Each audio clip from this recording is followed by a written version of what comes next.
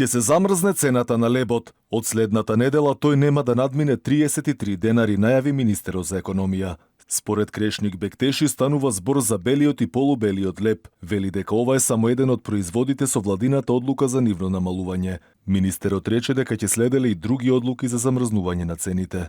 Во вторник ќе се замрзне цената на лебот и нема да биде над 33 денари, најмногу и за белиот леб и за полубелиот леб во нашата држава. Но фактот говори дека замрзнатите цени нема да траат вечно. Што ќе се случи кога тие ќе се одмрзнат, министерот барем засега не кажува. Кој сака, и ова не е популарно, може да затвори. Има компании кои работат и со цена под 33 денари и не се мали како број во ниво на државата. Например, во внатрешноста на Македонија има цени на леб и 28 денари, 29 денари. Во Скопје, кај големи ланци производители, цените се 38 денари. Нека ми објасни некој од нив што има тие поголеми трошоци.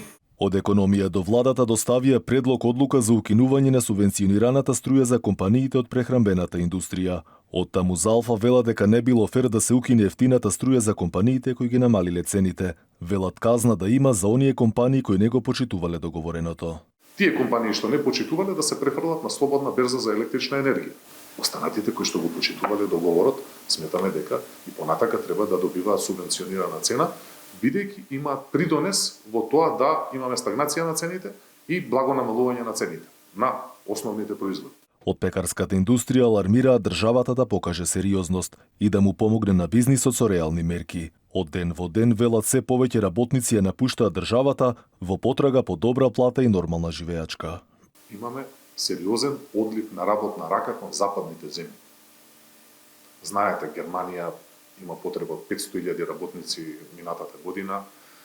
Хрватска и другите поразвиени земји во предтуристичка сезона имаат сериозни потреби за човечки ресурси, посебно за квалитетни занаетчи во туристичката сезона.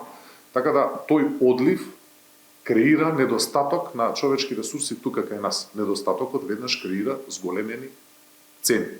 Компаниите кои користеа субвенционирана струја од ДСМ продажба плаќаа по 80 евра за мегават час. За сега да не ги намалат цените на основните прехранбени производи.